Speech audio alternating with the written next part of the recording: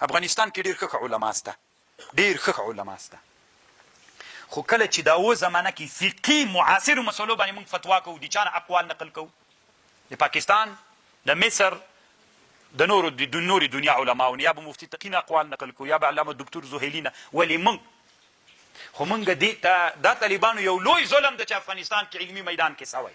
علت تاسې تر اوسه طالبانو نوې مسله چې راپېښه سوې تاسې اورېدلي دي چې افغاني علما فتوا ورکړي، خو مجبور ده چې په چا به یې ورکوي، یا پاکستان عالم، یا د هند په عالم، یا د مصر په عالم. موږ ولې موږ ته یې داسې ویلي ته به رایه نه وایې، او که بل ویلې د هغه رایو بیا ته منې، خو ولې زه رایه ونه وایم. زه هرات ولایت ته تللی وم، یو سپین ږیری عالم اوس وفات سوی، د ده مدرسې تللی وم. هراتي طالبان به پېژني نه، بل زړه مدرسه وه، هغه د ابوالولید صاحب زیارت کې مولانا فایز صاحب رحمه الله، هغه وخت کې دی ژوندی. باندې چې راووتلم، یو د دې مدرسې یو شیخ، اوس فکر کوم د هرات ولایت علماو کې شورا کې، نو هغه ما ته یو خبره وکړله، وایي حماسي صاحب یو خبر ته کوم یو علمي مسله ده. هغه علمي مسله دا ده، علامه مفتي تقي صاحب یوه خبر کړې ده، وایي کله چې دغه پیسې جنس په جنس بدلیږي، پیسې جنس په خلاف الجنس پیسې چې و زمانه کې بدلیږي، نو مفتي تقي صاحب لیکلي دي، وایي که دا بسعر اليوم وي جایز ده، که بسعر اليوم نه ده جایز ده. ما ته ویلي وي دا مسله د سعر اليوم که نه یم نو شرعا خو دا ناروا نه ده که نه. نو طالبانو دا د ده رایه وه، یو عالم، خو چونکې بېچرګي داسې په اسانه دا مسئله چا سره نه سوه شریکولی چې بیا خو که نه دلته دې دا صفت مړ کوي. سپین ږیری عالم و، ږیره کې سپین ول. نو ما ورته ویلې دا ډېره خوندور خبره ده ولا چې اوس زه اوس خپله طالبانو ته چې کله وایم د مفتي تقي صاحب قول چې نقل کړم بسعر اليوم ټکي، که بسعر اليوم نه یم طالبانو صحیح دی. نو دا یوه رایه سو، د موږ د افغانستان د عالم رایه سوله. دلته دا یعنې داسې په زړه و نازړه یې راته ویلي، یو بل عالم یې راته وښود، وایي هغه ته مې ویلي دي، هغه وی ډېر ورټلمه، هغه عالم نوم ذکر کوم نه طالبانو، نه یې ده ذکر کوم، وایي هغه عالم ته مې ویلي وي ډېرې داسې ورټلم، وي تا ته یې مې دا ډېره ښه رایه ده. خو رښتیا هم طالبانو ولې زه چې رایه وایم ته ما رټې، د ما رایې ته احترام وکړه، ښه رایه دی ده، اوس په دغه عمل دی تا رایه داسې یا ده، نو رټې مې ولې. ما سره به طالبانو دا عهد کوئ چې موږ په افغانستان کې په علمي میدان کې ګوره انسان الله دومره له شیانو نه ډک کړی، په زړه کې شیان دي چې کله انسان د علوم ځان سره یو ځای کې نوي فکرونه رامنځته راځي، دغه نوي فکرونه طالبانو دا د همغه عصر چې ته پکې واقع د هغه عصر مشکلات په دغه مسلو باندې حل کېږي. صحیح. نو طالبانو موږ به په طالبانو په علماو دیني مدارسو په ټولو علمي میدانونو کې څوک کوو، خیر ده منو به یې نه په چا په زور، خو وایو به یې چې ما ذهن کې داسې یوه رایه ده وړاندې کوو به یې. دا اوس تاسې چې کله فکر وکړئ طالبانو، یو ښه مثال یې بله م وایم، افغانستان کې چې یو غټ مجلس ناست وي، مشران علما ناست وي، استفتاء وکړل چې په دغه مسله تاسې رایې ووایه، نو دې کې طالبانو 50 نفره مشران علما ناست دي، یو چې رایې ووایه بل وي د امام دا خوښه ده، بل وي د امام دا خوښه ده، دا تقلید سو.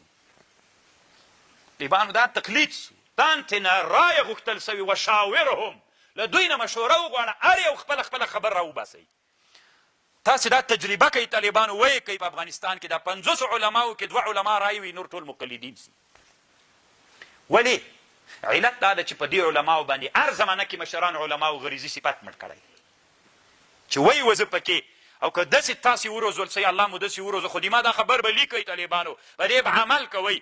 کله چې تاسې بیا د نوي قشر نوي عصر علما وګرځېدلی، لوی علما د خپل وخت سوی، تاسې 50 نفره که بیا راجمع سوی مجلس ته، خو چې دا غریزي صفات مو ژوندی سوی او تاسې نه د استشار غوښتنه وسي د مشورې، تاسې 50 واړه به هر یو بېله بېله رایه وایي. نو د 50 رایې کې طالبانو بعضې داسې ښې رایې وي که نه، داسې ښې رایې چې د اسلامي امت لوی مشکل پې حل کېږي، او په دې 2 رایو باندې کله کله څوک نه کېږي، او چې دا 50 واړه ټول رایې ووایي، چې چاته نه وه معلومه په هغه رایو کې د هر یوه بله رایه واوري، اوس زما خپله یوه رایه ده، دې مجلس کې دم رایې ویلې، دم ویلې، زه چې حق پرسته سړی یم، زه پوه شم چې پوهې د ما له رایې نه خو یې ده ډېره د اسلامي امت دپاره په خیر ده که نه، یې ده څومره خوندوره رایه ده، دا بل بیا طالبانو اجماع په هغه باندې راتلی شي، مشکل دپاره حل راتلی شي، نور مو خوښه طالبانو وعده مو ده چې دا حس به ځان کې ژوندی کوو و طالبانو انشاءالله.